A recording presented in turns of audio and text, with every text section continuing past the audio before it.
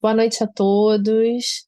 Inicialmente, eu gostaria de agradecer ao Dr. Roberto, ao Dr. Pimentel, ao Dr. Bines, Fernanda, pela presença aqui. Para mim, essa sessão é uma sessão muito importante, que é a sessão de câncer de mama e gravidez. E, assim, só para trazer para vocês, eu ontem atualizei os dados de prevalência de câncer de mama em mulheres jovens. E assim, os dados eles são surpreendentes. A gente sabe que cada vez mais as mulheres estão deixando para engravidar mais tarde. E a gente tem aproximadamente 21% dos nossos casos de câncer de mama em mulheres com menos de 45 anos. E se nós extrapolarmos para menos de 50 anos, nós temos aproximadamente 35% de Desculpa, mulheres com não diagnóstico tô de entendendo o que câncer está de mama. acontecendo aqui. Oi?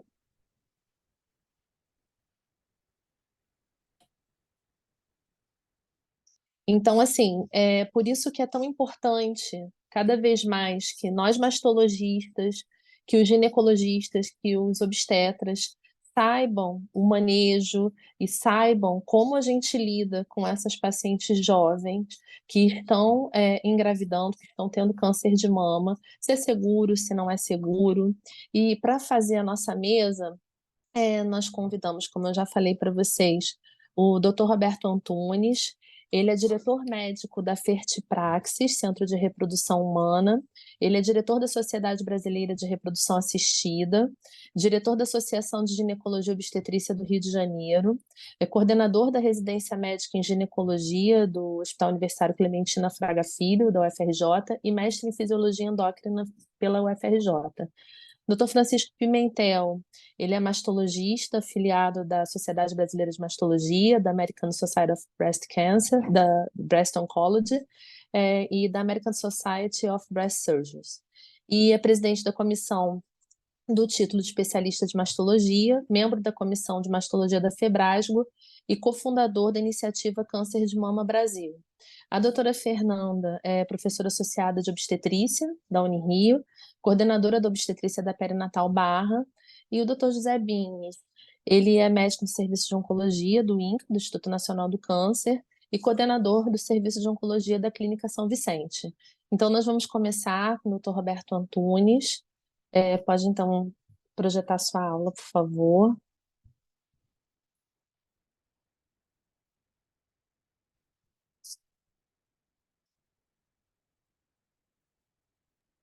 Boa noite a todos. Eu estou aqui enquanto eu vou compartilhar aqui a tela. Queria agradecer ao convite mais uma vez, é uma honra e um prazer estar participando aqui com vocês de um tema tão, tão importante. Eu vou compartilhar aqui a tela com vocês. É, a, deixa só eu ajustar aqui. Bom, vocês pediram para que eu conversasse um pouquinho com vocês hoje sobre prevenção de fertilidade em pacientes com câncer de mama. É um tema que eu gosto bastante de falar e de conversar, e acho que a primeira coisa que a gente tem que falar, e quando a gente está falando de fertilidade e câncer de mama, eu vou fazer uma introdução um pouquinho diferente da aula. Então, eu gosto muito de ler, eu gosto muito de literatura associada à guerra, e eu não sei se vocês chegaram a ver esse filme. Esse filme é um filme que já tem 20 anos, estrelado pelo Mel Gibson, chamado We Were Soldiers, e ele é baseado num livro que foi escrito sobre a Batalha de Ladrang, onde o coronel americano Hal Moore, que era o personagem interpretado pelo Mel Gibson, conduz o 7º Regimento de Cavalaria Aérea americana dentro de um vale. Eles são cercados pelos Vietcongs, e esse batalhão é um batalhão famoso porque ele foi um batalhão que vem desde da época da Guerra de Secessão Americana, e foi o batalhão do General Custer, que perdeu aquela batalha famosa do Little Big Horn para os índios na Guerra de Secessão, e desde então ele ficou meio que considerado como um batalhão amaldiçoado, enfim. E eles lá no Vietnã, eles optaram e fizeram a primeira tática de guerra de entrada e saída de soldados nesse vale chamado Ladrang, com a cavalaria aérea, né, com suporte de helicópteros. Só que quando eles chegaram lá no vale, o vale estava cercado por vietcongos, as linhas inimigas quase que tomaram os americanos, até que em um momento o coronel ele é obrigado a dar um comando de bombardear as próprias linhas para tentar ganhar. E ele consegue ganhar a batalha dessa forma, mas às custas de muitos soldados deles. E por que eu estou aqui perdendo aqui 3 minutos aqui da minha aula para fazer essa introdução para vocês? Porque eu fiquei pensando depois e a equipe oncológica, todos os mastologistas, os oncologistas, vocês estão no papel do coronel. Vocês estão num momento, numa batalha contra o câncer e o câncer está invadindo e dominando e vocês vão ter que fazer algum tratamento. E esse tratamento, muitas vezes, vai sacrificar os seus próprios soldados, as nossas próprias células, e, no caso do ovário, os óvulos e os folículos que você tem. Então, o tema de preservação de fertilidade é interessante, a analogia com a batalha de Ladrang é interessante, porque eu me coloco aqui na posição dos pilotos de helicóptero. E a única coisa que eu vou pedir para vocês é que vocês me permitam uma viagenzinha, pelo menos, para tentar resgatar alguns dos soldados, alguns desses folículos, e para que a gente consiga, dessa maneira, ainda que o cenário seja de terra arrasada, depois a gente voltar com esses soldados, ou, enfim, utilizar esses soldados e conseguir o nosso bebê, no caso. E alguns pontos interessantes, entrando especificamente no tema da aula, que a gente tem que falar, são sobre por que a gente deve pensar em preservar a fertilidade nessas pacientes. Então, quando a gente fala especificamente sobre câncer de mama no MENACM, esses são dados de 2023 da American Cancer Society, e eles foram atualizados nos últimos anos de 2021, e nos de 2021 a incidência de novos casos de câncer na população de 0 a 49 anos, de mulheres, era de 1 para 49, ele já passou para 1 para 48, quer dizer, a incidência vem caminhando, né? A malignidade mais comum do MENACM, de todas, é o câncer de mama, que tem uma estimativa, em 2017, tinha uma estimativa de 25 mil novos casos em pacientes com menos de 40 anos. Então, quando a gente olha para esses dados, são dados americanos, é claro, que são mais fáceis de você achar online, mas são dados impressionantes. São dados que mostram que a gente tem que ficar atento. Por quê? Porque a gente vem num quadro, como a doutora Viviane falou, de aumento da incidência dos cânceres de um modo geral, com diminuição da mortalidade. Se você faz uma avaliação histórica, né, de 1975 até 2020. E quando você observa o número de mortes que foram evitadas por câncer ainda, eu estou falando do câncer em geral, você está falando de mais de 1 milhão de vidas que foram salvas, de pessoas que sobreviveram e venceram a batalha contra o câncer, de 1992 para cá, de acordo com as estatísticas do câncer publicadas por Siegel em 2023. Então, quando a gente vê a evolução da incidência do câncer de mama, um ponto interessante que a gente observa é a incidência do câncer de mama, ela vem aumentando em torno de 0,5% por ano, desde o início do século. E a estimativa de novos casos de câncer de mama para 2023 é de 297 mil novos casos. E eu estou falando câncer de mama em todas as faixas etárias. Quando a gente vai avaliar a mortalidade por faixa etária, o câncer de mama é a causa número 1 de morte por câncer nas pacientes do MENACM, de 20 a 39, de 40 a 49. Então, são pontos muito relevantes que a gente tem que levar em consideração. Mas a mortalidade global do câncer de mama, ela vem reduzindo. Nessa série histórica, observe, de 1930 até 2020, o pico de mortalidade por câncer de mama, em termos dos reports americanos, foi em 1989. E de 1989 para cá, a mortalidade reduziu em 43%. Então, nos anos 90 e na primeira década de 2000, essa redução de mortalidade foi da casa de 2 a 3% ao ano. E entre os a década de 2010 até 2020, ela está em torno de 1%. Então, você tem um aumento de incidência com diminuição da mortalidade. São pontos interessantes. E você tem uma evolução da sobrevida, obviamente. Observem que as taxas de sobrevida baseadas no estágio da doença, quando a doença local, quando ela é detectada e ela está restrita à mama, a sobrevida em 5 anos é quase de 100% dos pacientes. E mesmo na metástase regional, você ainda tem a sobrevida excelente em 5 anos. Nas séries históricas, a gente observa uma melhora dessa sobrevida, que saiu, se a gente pegar todas as raças, aqui embaixo, vai de 75% em 1975 a 77 para 91% em 2012 e 2018, considerando todos os estágios. Isso leva a um ponto interessante para a gente considerar que, assim, ok, então as mulheres estão sobrevivendo ao câncer, as mulheres estão ganhando, os oncologistas, os mastologistas estão conseguindo fazer com que essas pacientes fiquem curadas da doença. Mas quais são os efeitos que a quimioterapia vai ter na fertilidade? Então, a gente precisa acessar a gonadotoxicidade e o risco de gonadotoxicidade nessas pacientes.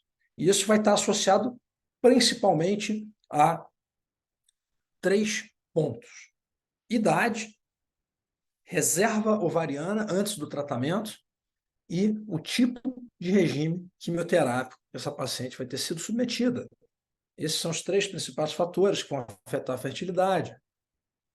Quando a gente avalia, em termos de efeito, o tipo de quimioterapia que foi feito, observem que a grande maioria dos ciclos de quimioterapia de câncer de mama, eles estão associados a um alto risco de amenorreia permanente. Se a paciente tiver mais de 40 anos. Pacientes com riscos intermediários são aquelas pacientes entre 30 e 39, mas a gente está falando ainda de 40, 60% de risco dela desenvolver um quadro de amenorreia, de falência ovariana após a quimioterapia. Ao passo que os pacientes que fazem a terapia só com tamoxifeno, o tamoxifeno não está muito associado a risco de redução de fertilidade, pelo contrário. Tá? Então, esses são pontos interessantes. E a gente tem que observar quais são os agentes principais que vão estar associados a um maior risco, a um risco intermediário ou a um baixo risco. E aí a gente fica atento e chama a atenção os agentes alquilantes. Os agentes alquilantes, eles são aqueles que mais impactam na fertilidade de uma mulher ou mesmo de um homem. Por quê? Porque eles causam o dano deles, o mecanismo de ação deles independe da fase do ciclo celular em que está a célula. Então, com isso, explica, inclusive, limitações que nós vamos ter para terapias de prevenção, de colocar o ovário em repouso, com o uso de análogos agonistas. Se tiver um agente alquilante, não interessa se está usando análogo agonista ou não, o dano vai ocorrer. Então, esse é um ponto muito importante que deve ser ressaltado. E aí, quando a gente faz uma comparação entre quimioterapia, idade, falência ovariana, de acordo com o regime quimioterápico, você tem que ver se a paciente tem mais ou menos de 35 anos. Então, por exemplo, um esquema clássico de CMF, você vai ter na paciente com mais de 35 anos quase 100%, 80% a 100% de risco de amenorreia e infertilidade. São dados de Octai, 2017. Agora, a gente sabe que a idade vai influenciar no retorno da atividade ovariana. Aquelas pacientes que são mais jovens, dependendo do tipo de quimioterapia que eles vão estar utilizando, e nesse estudo de Meng de 2013, a gente estava falando de taxanos com antraciclínicos, tá? Nesses pacientes, você obteve, naqueles que tinham menos de 40 anos de idade, um retorno da atividade. Então, as taxas de amenorreia, observem que elas foram baixando à medida em que o tempo foi passando. 1 ano após o término da quimioterapia, 2 anos e 3 anos. Então, a idade vai influenciar, ao passo que as pacientes com um pouco mais de idade, mas ainda no menáquimo, por exemplo, pessoas de 41 a 45, já mantiveram taxas muito maiores em termos de amenorreia. Esse gráfico, publicado por Goldfarb em 2021, é um gráfico bastante interessante, pois ele mostra que os marcadores de reserva, e a gente está falando do marcador padrão ouro, que é o hormônio antimileriano, como que ele se comporta de acordo com determinados esquemas quimioterápicos. Então, o tamoxifeno, que seria a curvinha verde, observe que o OMH nem oscila, ou ele oscila dentro da variabilidade dele interciclo. No entanto, os regimes que contêm derivados antraciclínicos, principalmente, a queda do OMH é quase que total e ele se mantém muito baixo depois, a partir de um ano. Então, isso é importante vocês observem. Eventualmente, pacientes que, porventura, não tenham optado por uma preservação de fertilidade, mas que desejem fazê-lo, mesmo depois que a quimioterapia acabar, vocês observem que o AMH ele não cai a zero de imediato. Então, eventualmente, dependendo da situação, ainda que ela tenha perdido a janela de oportunidade de fazer isso antes da quimioterapia, a gente pode considerar até um ano, se ela tiver ainda algum valor de AMH detectável. Possivelmente você vai conseguir algum óvulo. Então, como preditor de reserva, o AMH é bastante interessante. Aqui os valores estão em picomol por litro. Então, aqui só para vocês entenderem, o valor clássico ele é medido em nanograma por ml, 7,16 picomol por litro equivaleria a 1 nanograma por ml. Então, você estaria falando de riscos de amenorreia nas pacientes a partir de 37 e 38 anos que contenham um AMH abaixo de 2. E aí já é um risco maior. E 2 é uma reserva considerável que muitas vezes a gente não consegue ter em pacientes com 37, 38 anos. Então, isso aqui é apenas um dos preditores que nós temos. Existem vários modelos preditores em termos de atividade ovariana após o término da QT. Agora, para fechar essa questão, então, nós temos uma situação em termos do câncer de mama, onde nós temos um aumento da incidência a cada ano, uma diminuição da mortalidade, e para você fechar o cenário da tempestade perfeita em termos de risco de falência ovariana ou de não constituir uma família para aquela mulher, você tem um comportamento da população brasileira onde cada vez mais tarde a gente deixa para ter os nossos filhos. Mas são dados do IBGE, você mostra um deslocamento para a direita da curva de nascimentos, segundo os grupos etários, ou seja, a gente está deixando para ter filho cada vez mais tarde. Isso são dados brasileiros. Pontos interessantes, isso é uma tendência mundial do adiamento da maternidade. Se for observar em outros países, como Suécia e Estados Unidos, o aumento da idade do primeiro filho já é bastante relevante. Em 2009, lá atrás, o IBGE já mostrava 10 a 16% das mulheres tendo seu primeiro filho a partir dos 35 anos. Esse número já está em 30%. É um número alto.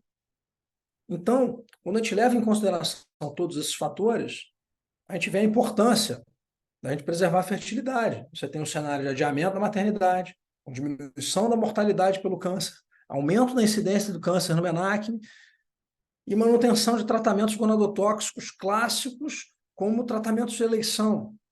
Então, dentro da analogia que eu fiz lá na frente, da brincadeira que eu fiz com o livro do Coronel Moore, a gente precisa se atentar aos helicópteros para tirar os nossos óvulos lá de dentro do ovário antes dessa quimioterapia cada vez mais, porque o cenário não é favorável nesse sentido.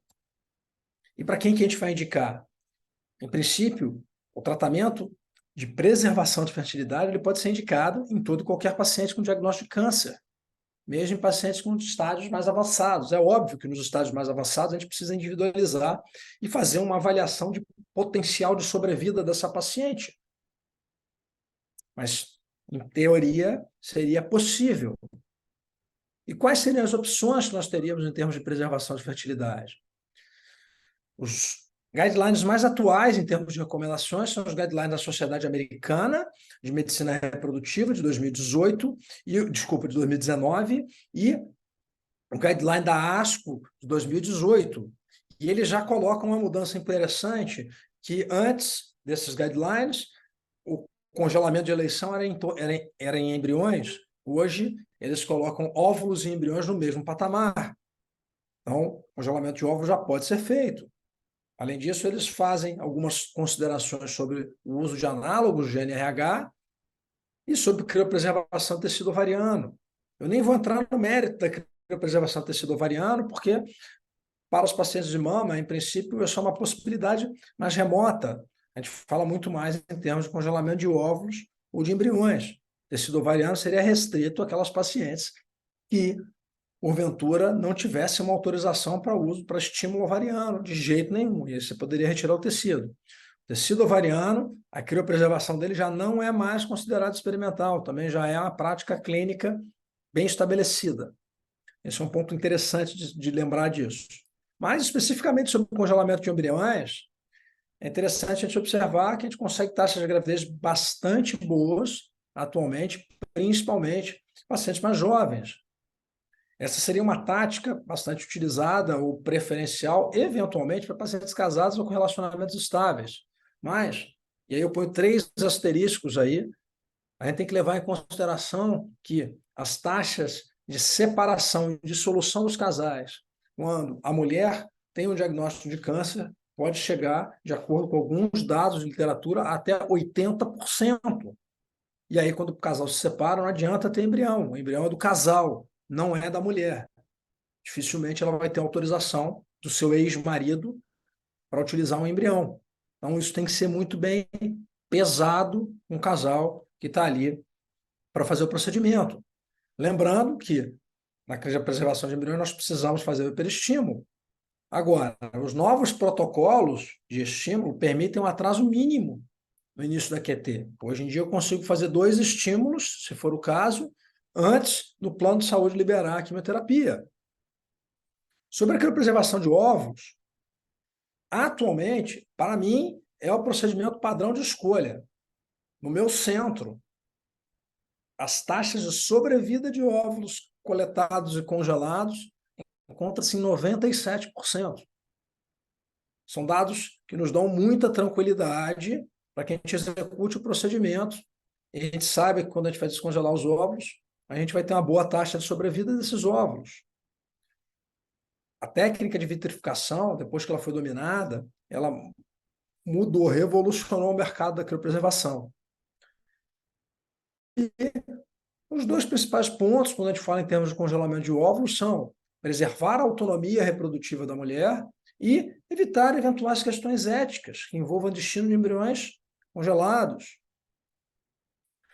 Agora, importante lembrar, esse aqui é um preditor de taxas de nascidos vivos.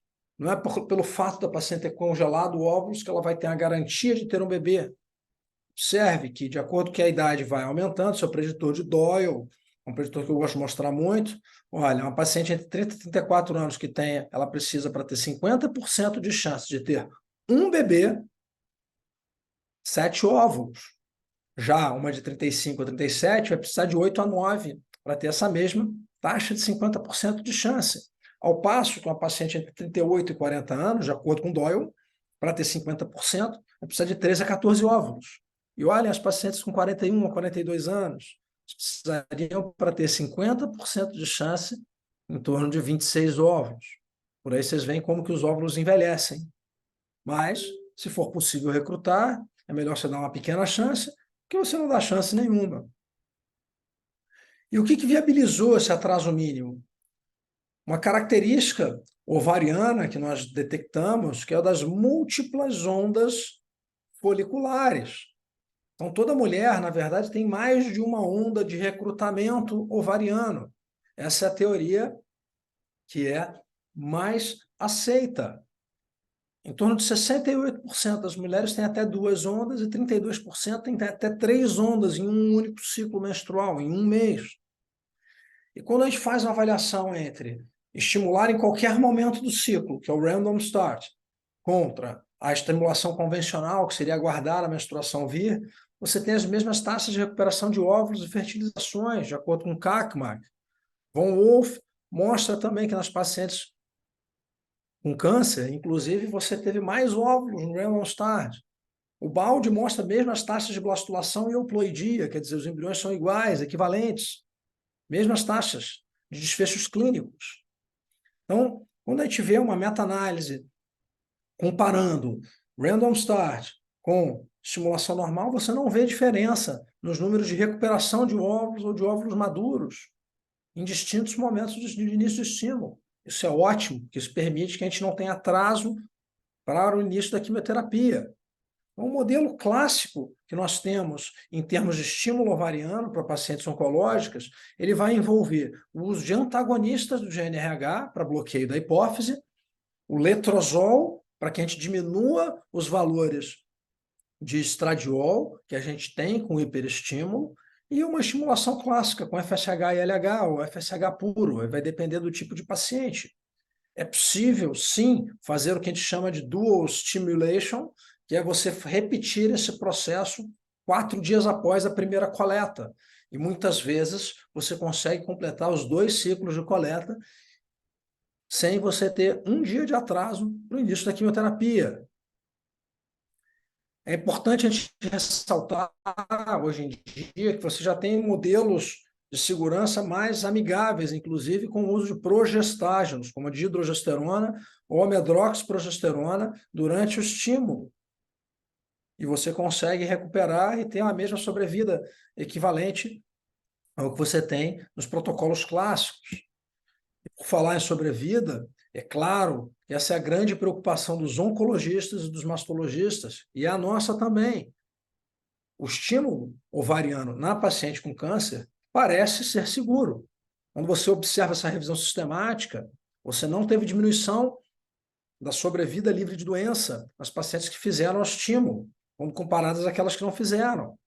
Em um outro estudo, que foi o maior dos estudos analisados nessa revisão de Kim, em 2016, ele mostrou taxas de recorrência de doença equivalentes nos 2 grupos, para 1, 2 e 3 anos pós-QT, pós a realização do procedimento. E para terminar a aula, e para não me alongar muito, para eu ficar dentro dos 20 minutos, vou falar um minutinho sobre os usos de análogos como protetor. Como eu disse, quando você está utilizando quimioterápicos que atuam fora do ciclo celular, a chance do análogo proteger aquele ovário é muito baixa. Então, você tem desfechos contraditórios na literatura. Enquanto que Octay, o Balkenende e o Gerber mostram que não houve benefícios para retorno da menstruação e nos desfechos reprodutivos nas pacientes que usaram os análogos como proteção, Badawi e Chen mostram que você teve pelo menos uma maior taxa de retorno de menstruação e ovulação nessas pacientes.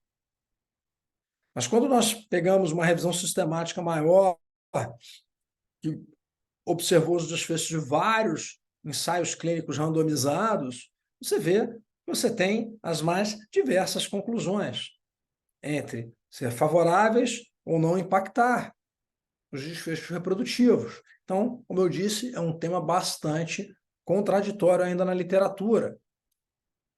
Agora, vamos ter uma técnica de preservação melhor. Quando é que a gente vai congelar óvulo, embrião, tecido?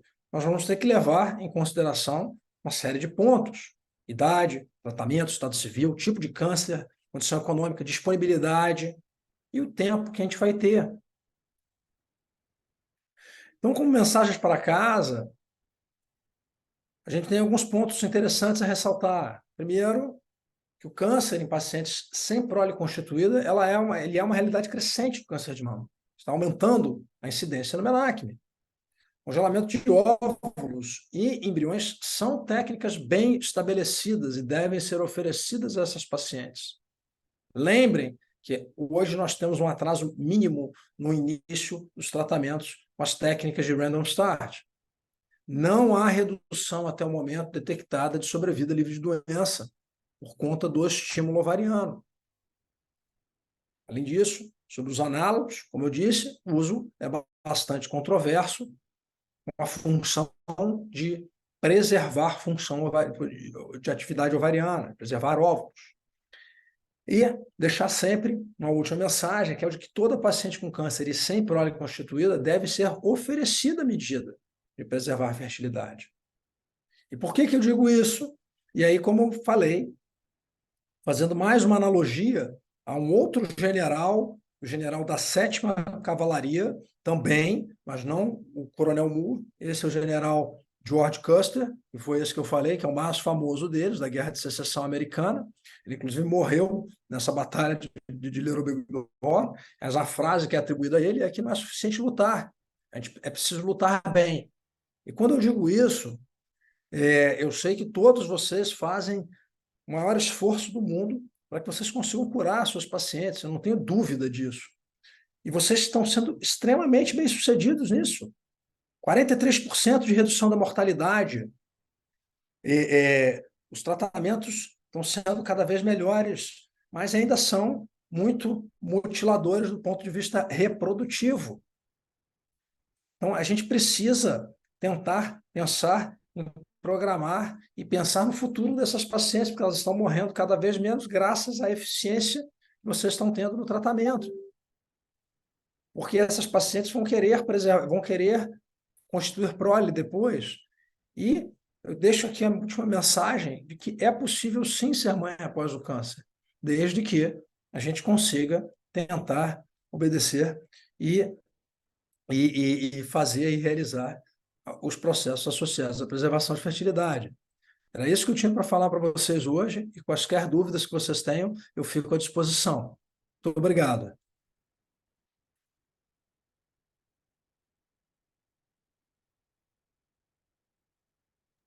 Muito obrigada, Roberto. Como sempre, maravilhosa aula. Você vai ter que dar um jeito de ficar um pouquinho mais com a gente, tá? Vai ter que arrumar alguém para buscar o seu filho lá na festinha Qualquer coisa, eu vou aqui no celular e volto. e volta. Então, assim, eu queria passar a palavra então para o Dr. Francisco Pimentel, que vai falar um pouquinho para a gente sobre gestação após o câncer de mama. Então, está com você a palavra. Muito obrigada mais uma vez pela presença. Boa noite, vocês me escutam? Sim, E vem a tela também, correto? também. Sim. Tá, inicialmente, Viviane, eu gostaria de agradecer a você, a Regional Rio, pelo convite. É sempre um prazer participar dessas reuniões aqui com você, cumprimentar e parabenizar o Roberto pela apresentação extremamente clara e que vai me ajudar bastante, especialmente aqui na introdução. Cumprimentar meu amigo Dr. Bines, a doutora Fernanda, que vão participar aqui com a gente da discussão, assim como os demais que estão aqui conosco essa noite. E, de fato, como o Roberto falou, é um tema extremamente importante na atualidade, pelos diversos motivos que ele citou, e eu vou acabar sendo repetitivo em alguns pontos, tá? Esses são meus conflitos de interesse para essa apresentação. Então, o Roberto já citou, e o câncer de mama em idades jovens não é nem de longe um evento raro, tá? E isso varia entre países. Se a gente olhar, por exemplo, dados americanos, a gente vê que em torno de 5% ou menos vão ter câncer de mama, mas essa incidência vem aumentando ao longo dos anos. Se a gente passar o oceano e for, por exemplo, para a Suíça, a gente observa que essa incidência tende até ser maior, e a gente observa o aumento importante da incidência lá ao longo dos anos em relação a câncer de mama em mulheres muito jovens. E quando a gente tenta enxergar aqui o Brasil, trazendo aqui um dado do Amazonas, a gente observa que o câncer chega em mulheres mais jovens, aqui se a gente considerar 40 anos ponto de corte, até um pouco acima de 10%. Então, é um evento que a gente vai observar mais ao longo dos anos em mulheres jovens e, ao mesmo tempo, o Roberto já pontuou isso muito bem, as mulheres estão deixando para ter mais filhos tardiamente, não só a primeira gravidez, mas também segundo, terceiros filhos. A gente observa isso muito frequentemente. Esse estudo italiano, eu fiz questão de colocar ele aqui de propósito, que já é um estudo relativamente antigo, há mais de 20 anos.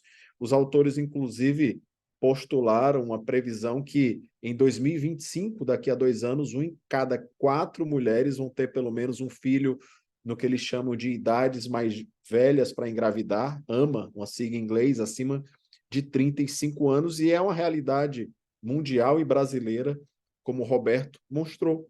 E como a gente tem uma melhora da sobrevida do câncer de mama, esse é um tema muito relevante, porque existem inúmeras preocupações em relação a ter gravidez e ter filhos após o tratamento de câncer de mama em mulheres jovens. O Roberto pontuou as questões reprodutivas, a dificuldade já natural de engravidar e ter filhos saudáveis numa faixa etária mais envelhecida, especialmente acima de 35 anos, e as repercussões do tratamento com citotóxico nos ovários em relação ao tratamento do câncer de mama.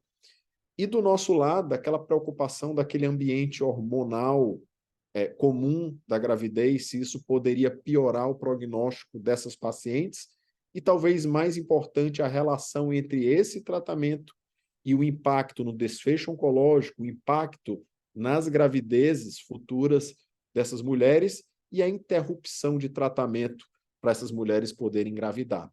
Então, muitas dessas pacientes terão tumores hormônio positivo, precisarão fazer hormonioterapia por 5 a 10 anos, associada ou não à supressão ovariana, e parar o tratamento para engravidar, porque muitas vezes não dá para esperar os 10 anos, sempre foi um problema, um incômodo para nós. Então, em virtude de todo esse contexto, não é nenhuma surpresa, quando a gente olha aqui a meta-análise do professor Lambertini, que o câncer de mama, atrás apenas do câncer cervical, é o que reduz mais, comparado à população geral, a chance de uma mulher engravidar nessa faixa etária. Daqui a pouco eu volto para essa meta-análise novamente.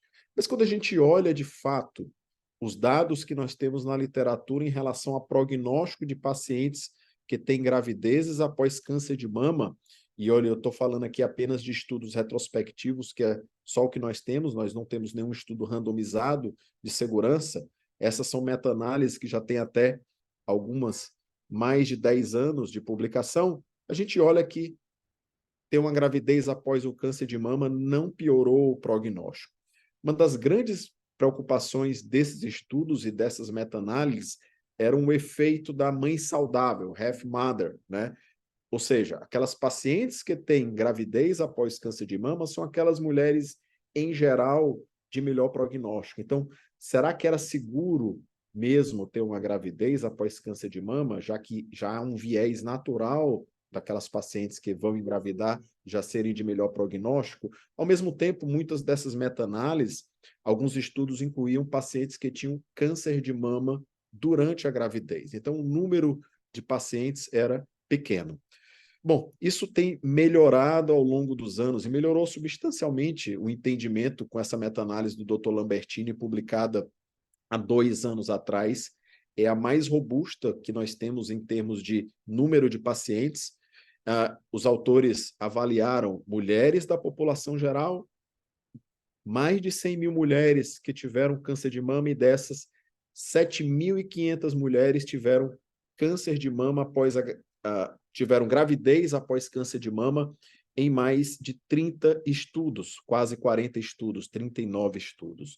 O que é que os autores identificaram? Bom, em termos de desfechos reprodutivos, o que eles observaram de diferente é que essas pacientes tinham mais risco para fazer parto cesariano, os bebês tinham peso menor ao nascer e eram mais prematuros e menores para a idade gestacional.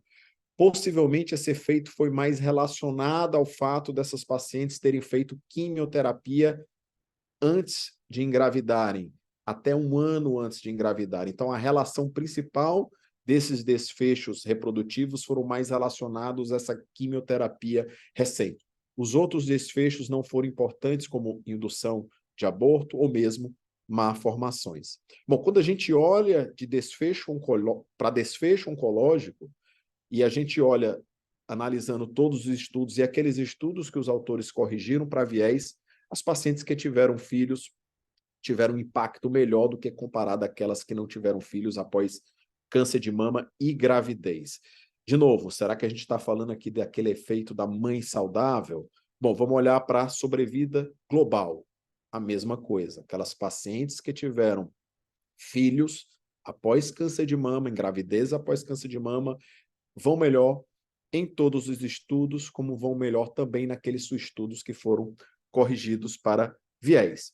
Um ponto importante que os autores tocaram é se houve diferença do ponto de vista de receptor hormonal, que é aquela conversa que eu falei há pouco com vocês sobre a questão de parar a hormonioterapia e engravidar. E a gente observa que em receptores hormônio positivo, naqueles estudos que ele conseguiu avaliar, nenhuma diferença, e naquelas mulheres com receptores hormonais negativos, até foram melhores aquelas que engravidaram do que aquelas pacientes que não tiveram filhos após câncer de mama. Bom, falando em hormônio positivo, uma coorte mais recente publicado também pelos autores, um estudo escocês, multicentro escocês, de mulheres entre 1981 e 2017 que tiveram câncer de mama entre 20 e 39 anos, mais de 5.000 mulheres. Dessas, 290 pacientes tiveram parto após câncer de mama.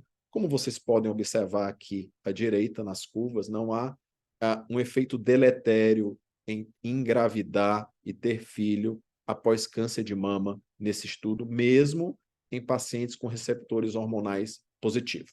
Bem, esse estudo foi no segundo semestre de 2022, não deu tempo nem ele esquentar, e a gente conheceu, no final do ano passado, em San Antônio, um dos estudos mais importantes e que a gente estava aguardando relacionado aos desfechos e à segurança de interromper o tratamento em mulheres com tumores hormônio positivo e terem câncer de mama, um estudo multicêntrico, com vários grupos associados nesse estudo. Coincidentemente, esse estudo foi publicado esse mês no New England, tá? E eu vou tentar mostrar para vocês aqui os principais pontos dessa análise. Primeiro, é um estudo de braço único, não é um estudo randomizado. Não seria ético randomizar mulheres para poderem engravidar ou não, e daí a gente avaliar. Por isso, esse estudo randomizado nunca vai existir, por isso um estudo de braço único. Pacientes que tinham 42 anos ou menos, estágio clínico 1, 2 e 3, receptor hormonal positivo, podia ter superexpressão do hormônio HER2, desde que receptor hormonal positivo.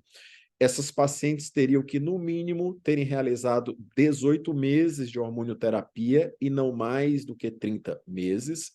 Essas pacientes poderiam ter feito quimioterapia prévia ou não, preservação de fertilidade ou não, teriam que ter o desejo de engravidar e deveriam engravidar apenas 3 meses após finalizada a hormonioterapia para ter o efeito washout, por conta da meia-vida da hormonioterapia, e não deveriam ultrapassar 2 anos até ter sucesso para engravidar.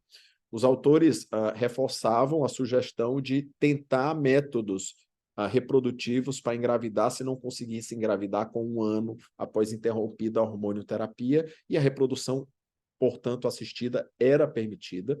O endpoint primário do estudo eram eventos invasivos, que incluíam eventos loco-regionais ipsilaterais, contralaterais, doença à distância, e os eventos secundários, o percentual de sucesso de gravidez, os desfechos da gravidez, a taxa de reprodução assistida e, obviamente, o retorno, o percentual de retorno à hormonioterapia nessas pacientes após a gravidez e parto. Bom, aqui o desenho do estudo para facilitar a vida de vocês, que foi apresentado exatamente, tá? Em San Antônio, 18 a 30 meses de hormonioterapia. Aqui podia ter feito quimioterapia neoadjuvante ou adjuvante. Suponho também terapia anti-HER2. 3 meses de washout por conta da minha vida. Isso aqui foi muito discutido lá em San Antônio. Alguns colegas pontuaram que poderia ser até mais prorregas até do FDA, até 2 anos para concepção, parto e amamentação, se for o caso, e retorno para a hormonioterapia após completado esse intervalo. Então, esse era o esquema de desenho do estudo. Bom, como análise e hipótese, os eventos, o risco aceitável seria um risco de 2% ao ano, não podia ser extrapolado o número de 46 eventos, a amostra estipulada seriam de 500 pacientes e seriam feitas 3 análises interinas e essa análise primária, quando se atingisse o objetivo de 1.600 pacientes ano. Por outro lado, haveria uma comparação entre 1.499 pacientes semelhantes aos estudos soft test, com perfil demográfico e de tratamento parecido com as pacientes do Positive. O recrutamento do estudo foi entre 2014 e 2019. Então, aqui um desenho esquemático do estudo. No final, 518 pacientes entraram no estudo, 516 foram analisadas para o desfecho principal primário, que é o desfecho oncológico, e quase 500 para os endpoints secundários relacionados aos desfechos reprodutivos. Bom, curiosidades aqui para vocês. A grande maioria das pacientes era estágio clínico 1 e 2, tumores pequenos, em sua maioria, poucos T3, pouquíssimos tumores com 4 ou mais linfonodos, a grande maioria era N0, 1 a 3 linfonodos, quase 30%. Grau 3 estava bem representado, cerca de 30%. Cerca de metade das pacientes fizeram hormonioterapia e supressão ovariana. 2/3 fizeram quimioterapia neo ou adjuvante. Desses 2/3, 40% com regime baseado em antracíclico e taxano. 25%, olha que curiosidade, Roberto, 25% dessas pacientes já tinham filhos e tentaram ter um segundo filho após ter câncer de mama, e haviam cerca de 134 pacientes com superexpressão de HER2, 26% da amostra. Dr. Bines acabou de me enviar antes da apresentação o suplemento do estudo, lá não fala o que eles fizeram de terapia anti-HER2, eu suponho que eles fizeram terapia anti-HER2 com bloqueio único ou duplo bloqueio, mas não está descrito no estudo. Bom, quando a gente olha os resultados, 44 eventos, menor do que os 46 estipulados, uma diferença, não houve diferença quando comparado em termos de sobrevida livre de doença, eventos por câncer de mama, com a coorte de 1.499 pacientes do soft test, absolutamente igual. O mesmo aconteceu com recorrências à distância, que foram 22 eventos. Então, de fato, o Positive foi positivo do ponto de vista de endpoint primário. Quando a gente olha aqui só HER2, também não houve diferença nesse forest plot. Observem que o forest está bem centrado na maioria dos fatores, tá? E quando a gente vai para os desfechos secundários, que é a taxa de sucesso, né, de gravidez, pelo menos 317 mulheres, tá? 86% tiveram uma gravidez. Eu vou mostrar essa outra tabela que foi apresentada lá, que é melhor de vocês verem. Então, dessas, 64% dessas pacientes no estudo total tiveram pelo menos um parto, tá? Com criança viva, tá bom?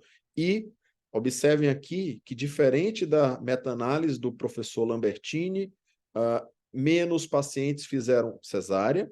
A explicação aqui possível é que a distância entre o evento quimioterapia e o parto foi mais longa, já que pelo menos houve 18 meses de hormonioterapia e pouco impacto nos desfechos maternos e fetais comparados à meta-análise prévia, tá? Observem aqui que o peso ao nascer e a geração de malformações foi muito parecida com a população geral que não teve câncer de mama. Então, o estudo foi absolutamente positivo, sucesso de 74% das pacientes com pelo menos uma gravidez, a grande maioria nos 2 primeiros anos, defeitos das crianças 2% ou menos. Obviamente, uma das fraquezas do estudo é que o segmento ainda é recente, a gente sabe que metade das recorrências que ocorrem em tumores hormônio positivos são após os primeiros 5 anos.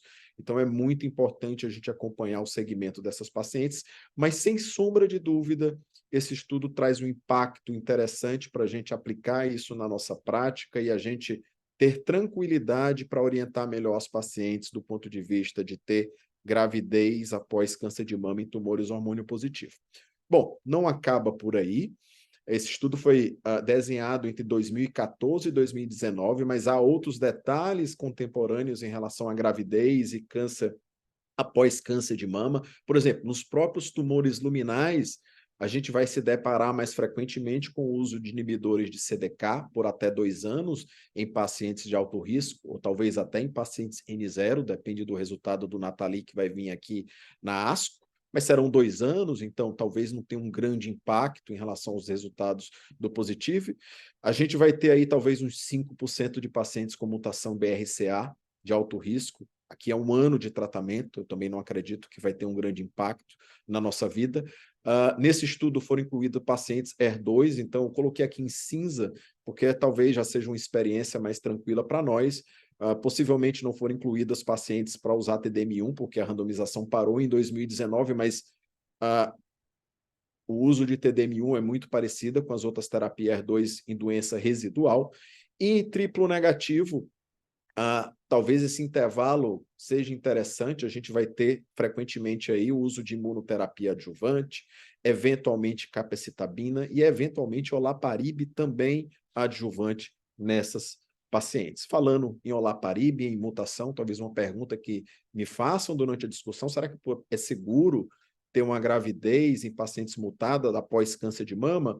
Bom, os dados são escassos, esse é o dado melhor que nós temos, é um dado também do professor Lambertini, um estudo multicêntrico em vários, é um estudo retrospectivo, multicêntrico, com vários centros ao redor do mundo, 30 centros, pacientes entre 2000 e 2012 com mutação BRCA, com menos de 40 anos, com câncer de mama, estagiamento clínico 1 a 3, 195 partos após câncer de mama, nenhuma diferença neste grupo entre ter engravidado ou não. Então, parece que as mutações BRCA não são fatores impeditivos também para a gente oferecer essa possibilidade para nossas pacientes. Era isso, pessoal. Eu vou descompartilhar para a gente discutir. Muito obrigado pela atenção de vocês. Bem, obrigada, maravilhosa a aula. Eu acho que esclareceu muitas coisas e assim, eu gostaria então de chamar, posso começar com a Fernanda primeiro e aí depois com o Bini, pode ser? Então, Fernanda, eu queria chamá-la para fazer as considerações.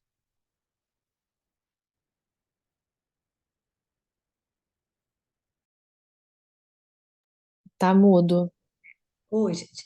Eu queria, em primeiro lugar, agradecer o convite da sociedade, aí na pessoa da Viviane, né? Nos conhecemos muitos anos atrás na residência e seguimos nossos caminhos aí, você brilhando aí na mastologia e a gente aqui na obstetrícia. E eu acho que agradecer também as aulas, aprendi muito, e que, na verdade, a gente está juntando aqui um painel de especialistas que vão ter que atuar em conjunto, né, para conseguir fazer assistência dessas mulheres, porque elas passam pelo diagnóstico, passam pelo tratamento, sobrevivem a ele, e aí tentam a gestação e acabam depois aí num pré-natal um pouco diferenciado, né? Vamos classificá-las como alto risco aí pelos,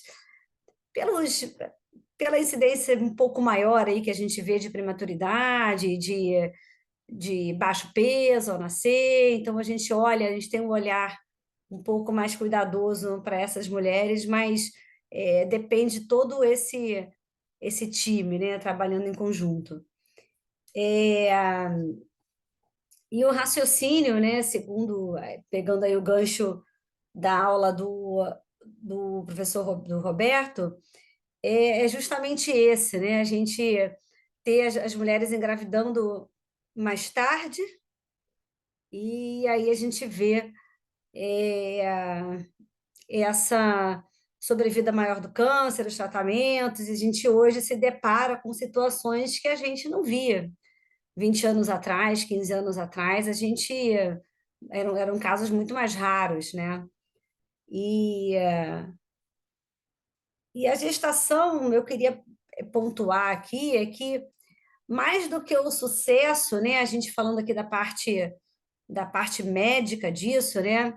A gestação, ela traz para a mulher, principalmente uma sobrevivente do câncer, né? Ela vem com uma carga de melhora da autoestima, ela vem com a questão de agregar, de novo, de formar uma família, de agregar. Então, tem toda uma parte aí, né, que a gestação representa a renovação da vida. Então, para essa mulher sobrevivente do câncer, tem um aspecto, tem um peso muito importante ela poder gestar e ela poder ver que a vida dela continuou e vai ser passada para frente. Eu acho que é um aspecto interessante para a gente pontuar. Em relação também ao que a gente viu aí desses estudos mais recentes, é, eu queria até fazer algumas perguntas, e aí eu acho que pode ser, né, o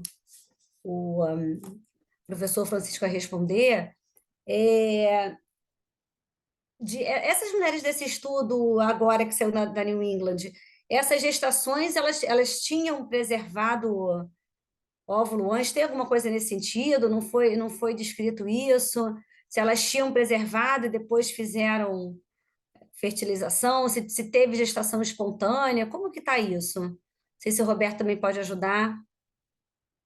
Então, Fernanda, eu acho que esses aí são as próximas etapas da análise desse estudo, né? Então, Sim. Eles saber os deram um resultado geral, né? detalhes, exato, os detalhes dessas pacientes.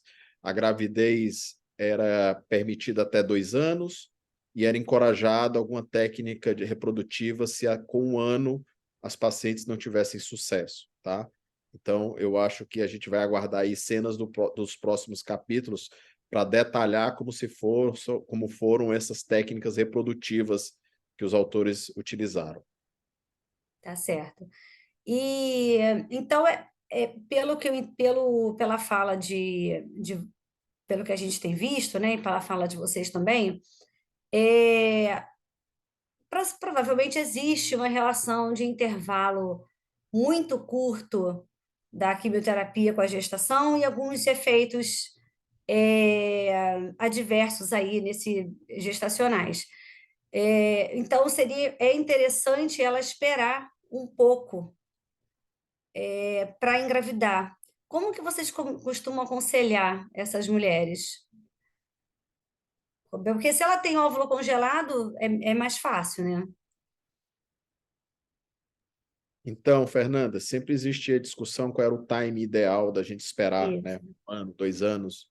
E o que a gente tem visto repetidamente ao longo dos estudos, que o desfecho não muda, tá? Esse é o primeiro ponto. Especialmente receptor hormonal negativo, a gente tinha até uma tranquilidade em relação a isso. O que incomodava bastante era a questão do hormônio positivo, que deveria ter uma interrupção de gravidez. E outra coisa que a gente tem dos dados, esses dados parecem convergir, é que pacientes que engravidam mais próximo de terem feito quimioterapia parece que tem um desfecho um pouco pior, digamos assim, não é uma repercussão extremamente negativa no binômio mulher-parto, mas parece que essas mulheres são mais relacionadas a partos prematuros, parece que elas Isso. são mais relacionadas a cesárea, baixo peso ao nascer, tá? Então, eu diria que um time aí entre 1 e 2 anos no mínimo, isso eu não estou falando nem de hormônio positivo, estou falando da distância da quimioterapia ou de outras terapias. O Bines depois pode comentar isso muito bem, melhor do que eu. Eu acho que é o mínimo desejável para a gente ter. Obviamente tem outras questões, Fernanda, relacionadas ao tratamento, né? Eu estou falando aqui de uma maneira geral. Vocês viram ali que o desenho do estudo são pacientes de estadiamento clínico 1 ou 3? Ok, mas a maioria dos pacientes são tumores pequenos, tumores com axila negativa, tá? Então, existe aí uma discussão que é garantida antes de tomar uma decisão. A gente tem um cenário que é permitido, mas eu acho que uma discussão multidisciplinar entre o oncologista, entre a paciente, em relação ao seu planejamento, seu prognóstico, é fundamental. Tá ótimo. E eu só queria fazer um último comentário para o doutor Roberto, que é sobre as mulheres que tiveram câncer de mama associada a uma mutação genética. E elas vão ter esse questionamento, né? De repente até, não, então eu não vou engravidar porque eu não quero passar esse meu gene para os meus filhos. Então, o que pode ser oferecido para essa mulher hoje? Ótima pergunta, Fernanda. Boa noite. Acabei nem cumprimentando você. Pois é. É, eu, com relação à questão das portadoras de alguma mutação conhecida, é possível você oferecer para elas, não no momento do congelamento do óvulo, mas no momento em que esse óvulo for utilizado, você consegue pesquisar nos embriões se os embriões que se formaram são embriões que são portadores ou não. As mutações mais conhecidas são o BRCA1 e 2, existem algumas outras, mas você consegue fazer uma avaliação genética desses embriões, chama-se PGT-M, que é a pesquisa genética para doenças monogênicas, tá? Mas ela é feita no embrião. Então, assim, no momento de congelar o óvulo, Sim. a minha recomendação sempre seria, sendo portadora ou não, realizar o congelamento. E aí, depois, no momento em que for utilizar esses óvulos, se a paciente for portadora, normalmente você vai ter aí um gap aí de pelo menos aí uns 2, 3 anos, no mínimo, né? No caso de uma paciente dessas, você já vai ter estudado essa paciente melhor, você já vai saber, e aí você vai oferecer ela ou não. Um ponto interessante nas pacientes que são portadoras de mutações do BRCA1 e 2 é que há uma grande discussão na literatura mais especializada sobre como que é o estímulo dessa paciente. Então, normalmente, as pacientes que são portadoras de mutações, elas têm uma tendência a ter uma reserva mais baixa e a responder pior ao estímulo. Tá? Não com relação à recorrência da doença, mas com relação ao estímulo em si. A gente normalmente acaba conseguindo menos óvulos nessas pacientes. Agora, se elas forem depois, posteriormente, formar embriões, ou se elas forem formar embriões de cara, é possível você pesquisar nesses embriões se eles são ou não portadores de uma determinada mutação. Essa mutação só tem que estar rastreada na mãe. Tá? E por incrível que pareça, a gente tem. Eu tenho um caso aqui de paciente, por exemplo, que era portadora de BRCA, ela não tinha câncer ainda. Ela fez o tratamento justamente para tentar não passar para frente. Ela tinha um histórico familiar bastante ruim, ela era portadora de BRCA1. Ela fez 3 estímulos, conseguiu 11 ou 12 embriões. Nenhum dos embriões euploides era livre da mutação. E aí Olha. depois acabou num dilema se ela utilizaria ou não, porque ela tinha 35 anos na época, ela até era jovem, mas o caso mais tardio de câncer de mama na família dela era de 33 anos, então ela estava desesperada para proceder com a mastectomia profilática e depois, posteriormente, com a gonadectomia, né, com a oforectomia. Então, ela acabou transferindo 2 embriões afetados e engravidou dos 2, ela engravidou de gêmeos. Ela assinou, obviamente, um termo de ciência, né, dos riscos que ela estava submetendo, mas você tem algumas situações inusitadas como essa. Mas, normalmente, e aí é uma decisão complicada. Você tem alguns países, quando você faz essa pesquisa, os embriões afetados eles não são permitidos a transferir. A Bélgica, por exemplo, um caso como esse, a paciente não poderia escolher transferir esse embrião. Esse embrião estaria vetado para o uso, uma vez que tivesse sido detectado a mutação ou a doença que ele foi pesquisado. Isso varia de país para país. Aqui no Brasil não há problema. Você pode fazer isso desde que a paciente seja bem esclarecida. Mas é possível você pesquisar isso nos embriões, de toda maneira. Acho que isso que é o resumo aí da sua É, pergunta. é. Ah, excelente. En- Então, assim, eu acho, vou passar a palavra para o Dr. José Bines, mas eu acho assim como é importante, como a Fernanda disse, da gente ter essa equipe multidisciplinar, porque até pouco tempo atrás a gente viu os estudos, essas pacientes eram desencorajadas a engravidar, então elas não engravidavam.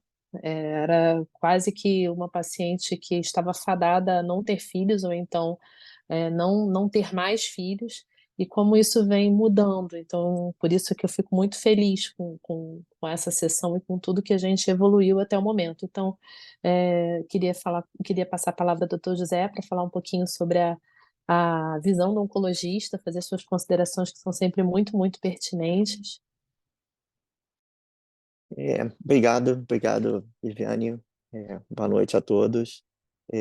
Acho que esse é um tema muito, muito fascinante e tentando entender por quê, eu acho que além de ter uma frequência, né, cada vez maior, né, pelo que foi exposto anteriormente, eu acho que essa contraposição entre a ameaça da vida, né, com esse diagnóstico de câncer e, obviamente, a questão toda ligada à vida relacionada à gestação, né? Eu acho que essa é uma das questões que movem muito, né? Eu acho que esse entusiasmo por esse tema. Quando a gente fala de gravidez e câncer de mama, eu acho que esse é um tema mais amplo, né? A gente pode falar, essa gravidez ela pode acontecer antes do câncer de mama, a gravidez pode acontecer junto com o câncer de mama, e aqui o que a gente está né, conversando sobre a gravidez depois do câncer de mama, né? Então, acho que vários pontos importantes foram levantados. Acho que talvez um dos principais é esse mito, né, que ainda é muito frequente, tanto na população leiga quanto na população médica não especializada, que engravidar depois de câncer de mama aumenta o risco desse câncer de mama retornar. Então, a gente tem evidência bem contundente no momento atual de que, independente do tipo de câncer de mama, a gravidez após esse câncer de mama não vai aumentar o risco em relação à população que tenha um câncer de mama nas mesmas condições dessa paciente que engravidou. Eu acho que outro aspecto também fundamental que foi levantado é essa parceria, né? Obviamente, com a paciente centrada no meio dessa parceria, né? Eu acho que entre o oncologista, o mastologista e o gineco-obstetra, né? Para realmente a situação acontecer da melhor forma possível. E eu acho que a gente tem que pensar nisso precocemente, né? Uma vez esse diagnóstico de câncer de mama, uma paciente que deseje, né, ou não tenha essa prole concluída, acho que a gente tem que pensar o quanto mais cedo e ser proativo nesse sentido. Acho que, assim, do ponto de vista a gente, como oncologista, a gente entende que boa parte dessas pacientes, só pelo fato da idade jovem delas, elas têm um risco mais aumentado. Se a gente compara com uma mulher com as mesmas características, mas mais idosa. Então, acho que esse é um aspecto bem relevante. Mas a gente tenta cada vez mais graduar o risco com o tratamento que a gente vai oferecer. E realmente tem uma tendência, eu acho que tanto do ponto de vista da cirurgia, da radioterapia e do tratamento sistêmico em câncer de mama, uma tentativa da gente diminuir o que pode ser diminuído, ou seja, tentar evitar o sobretratamento e tentar realmente graduar esse tratamento de acordo com o risco. E muitas vezes esses tratamentos que são para doença de um risco menor, muitas vezes também são associados com menor toxicidade e menor toxicidade ovariana também. Então, tem alguns exemplos desses tipos de tratamento que a gente acaba oferecendo para pacientes jovens e, eventualmente, deixando de fazer quimioterapia em muitas dessas mulheres também, tá? E queria lançar, então, só aqui no final, acho que para todos, acho que é um desafio, né? Acho que muitos de nós, se não, boa parte de nós, a gente atua tanto em instituição pública quanto em instituição privada, e eu acho que vale a gente lembrar que, na verdade, 80% das mulheres, né, no país são atendidas exclusivamente por unidades públicas, né? E nessas unidades, né, a gente não tem nenhuma forma de oferecer tudo que a gente está falando aqui, em termos de preservação de fertilidade e a possibilidade de engravidar depois do diagnóstico de câncer de mama. Então, acho que vale aqui, né, acho que para todos nós, eu acho que como uma ressalva, um alerta, e eu acho que assim uma proatividade que a gente tem que, eu acho que assumir nesse sentido e tentar beneficiar maior número de mulheres nessas condições. Queria ouvir um pouco aí de vocês a respeito disso e como que a gente eventualmente poderia fazer com que isso daí fosse né, benéfico para mais mulheres. E só um detalhe em relação ao estudo Positive, né, que o Pimentel apresentou, a gente não tem os detalhes, mas essa primeira publicação, eles falam que por volta de 40% das mulheres no estudo usaram alguma estratégia de preservação de fertilidade, mas não especificaram qual foi. Queria só fazer um comentário, Bines. Esse ponto que você levantou aí da preservação em pacientes que não têm acesso à rede de saúde suplementar. Isso muitas vezes eu acho que o Roberto pode pontuar. Isso vale também para quem tem acesso, né, à rede de saúde suplementar, que o custo da preservação é elevada, né? Não há uma cobertura ampla de plano de saúde para preservar embrião, enfim. Então, o custo é muito elevado e vocês viram ali no estudo, o Bines acabou de pontuar, pouco menos da metade precisaram, né, ou quase a metade precisou de alguma técnica de reprodução para conseguir ter filho, né, no estudo clínico. Não sei nem como é na realidade, em geral. Bom, Francisco, Pines, obrigado pelas palavras. Sobre a questão do acesso público, realmente isso é uma luta que eu particularmente já travo há mais de 10 anos, desde quando acompanhava quase 15 anos. A gente chegou lá na UFRJ a ter aprovações para constituir um laboratório lá, mas aí depois a verba que tinha sido destinada foi conduzida de outra maneira, aí teve que devolver equipamento dos servidores. A gente chegou a ter planta aprovada quando eu estava lá nos servidores, planta aprovada pela Anvisa, com o espaço, depois o espaço foi destinado para outro fim. Então, eu entendo que o SUS, a cobertura é curto e às vezes o cara está descobrindo o pé para cobrir a cabeça e tem que, muitas vezes, traçar e tomar escolhas de Sofia ali que são cruéis. O que a gente tem no serviço público hoje, de local que faz, de fato, preservação de óvulos pelo SUS, é só lá no Hospital Pérola Byton, que eu saiba, lá em São Paulo, eles fazem, e é 100% gratuito. Mas é muito difícil, tem que ser basicamente pacientes lá do próprio hospital, que tenham um diagnóstico lá, ou que vão fazer o tratamento lá. Isso em larga escala não existe. Os tratamentos são tratamentos caros, são tratamentos que você vai ter um gasto, a paciente vai ter um gasto que vai gerar aí em torno de 20 a 30 mil reais, a depender do protocolo que seja utilizado, do número de óvulos que sejam congelados. Nós tínhamos, até pouco tempo atrás, algumas benesses que a própria indústria fornecia alguns programas de ajuda, onde a medicação saía sem custo para os pacientes, onde os valores saíam um pouco mais em conta, mas isso acabou. Hoje em dia não tem mais nenhum desses programas em vigência. E com relação à questão de saúde suplementar, as pacientes em tratamento oncológico, eu tenho 2 casos de pacientes que conseguiram a autorização a posteriori pelo plano. Então, elas têm que entrar, fazer o tratamento, arcar com o tratamento, depois entram numa batalha jurídica aí, e eventualmente elas até conseguem. Mas também não é um processo fácil, não é um processo fácil.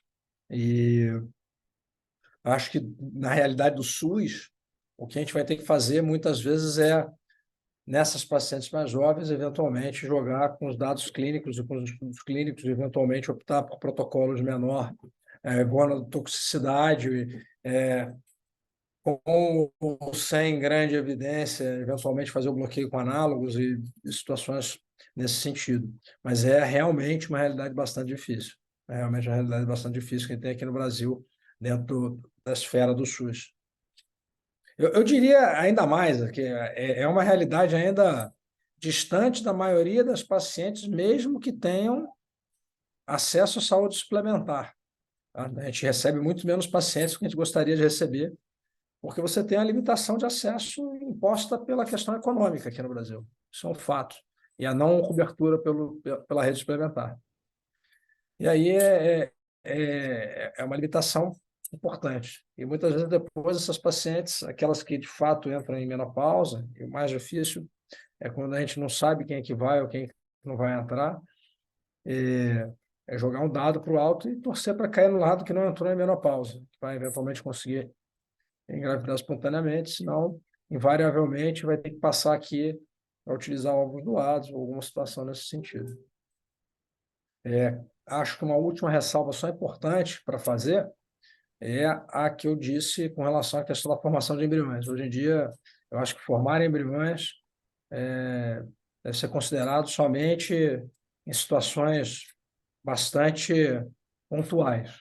A gente tem aqui na clínica alguns casais, principalmente casais de épocas mais antigas com relação à questão de congelamento, que se separaram e a paciente entrou em menopausa, depois entra uma guerra jurídica lá com o marido e que elas perdem, porque se o marido não autorizar, ou melhor, o ex-marido não autorizar, já era. E as taxas de separação e divórcio são muito mais elevadas do que a gente gostaria que fossem.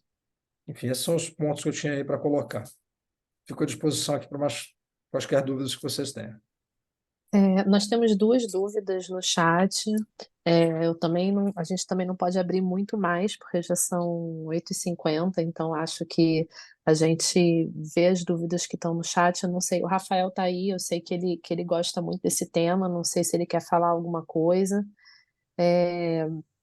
E as duas perguntas são com relação ao aleitamento, se foi incluído, o tempo de reintrodução do tamoxifeno após o parto, e o Jorge Elias só pontuou dizendo que o Pérola Byton acabou, e não tem mais. Então realmente complicado no SUS para gente gerir esse tipo de coisa. Mas então é isso, é o aleitamento e o tempo de reintrodução ao tamoxifeno após o parto. Então, Viviane, eu não sei, não entendi bem quem perguntou, mas o aleitamento era permitido, tá? E o retorno, tá, para a hormonioterapia incluiu o aleitamento, que era até 2 anos após a parada da medicação, tá? E que incluía concepção, engravidar, parto e aleitamento, se fosse o caso, e 2 anos voltar a usar a hormonioterapia. 15% das pacientes do estudo não retornaram à hormonioterapia, que é um número de compliance aí parecido com os estudos clínicos em paralelo, tá? Então, 15% das pacientes até o momento da apresentação dos dados não retornaram para a hormonioterapia quando deveriam, tá bom?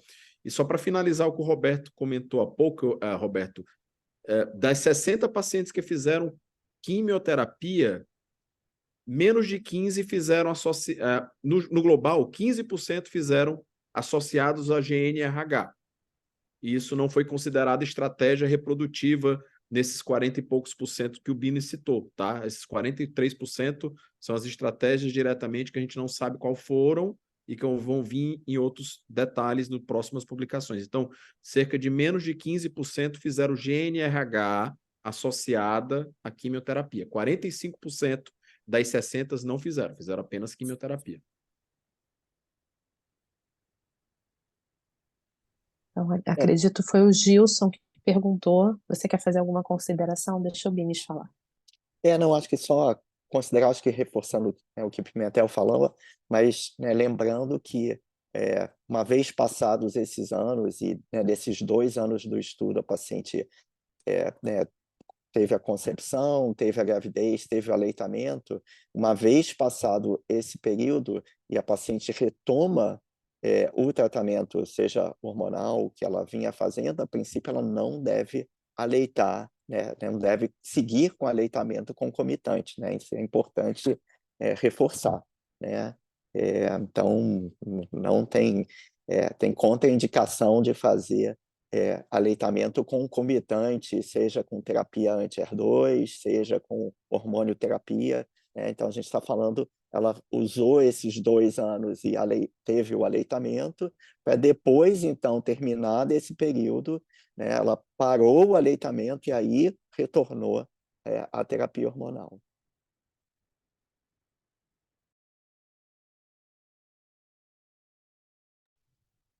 Bem, eu acho então que a gente não tem mais nenhuma dúvida no chat, acho que ninguém mais quer fazer consideração. Para finalizar, eu só queria dizer que a doutora Júlia hoje não pôde estar presente, porque ela estava participando do congresso do RUFO, então ela não pôde participar, mas mandou um super obrigado para vocês e para todos que participaram. E acho que a gente pode então encerrar, agradecer mais uma vez a todos vocês que participaram, Roberto, que foi e voltou com o filho, o Binis, o Pimentel, a Fernanda, excelente, fico muito feliz com essa sessão, acho que foi muito proveitosa. Então acho que a gente pode encerrar. Boa noite a todos, obrigada. Boa noite, pessoal. Muito obrigado aqui. A Rafael está dando tchau aqui também, aqui para todo mundo aqui. Um Boa noite. abraço. Tchau, tchau, gente. Eu que agradeço. Obrigado pelo convite. Boa noite, Tchau, pessoal. Tchau, tchau. Obrigado. Tchau, obrigada.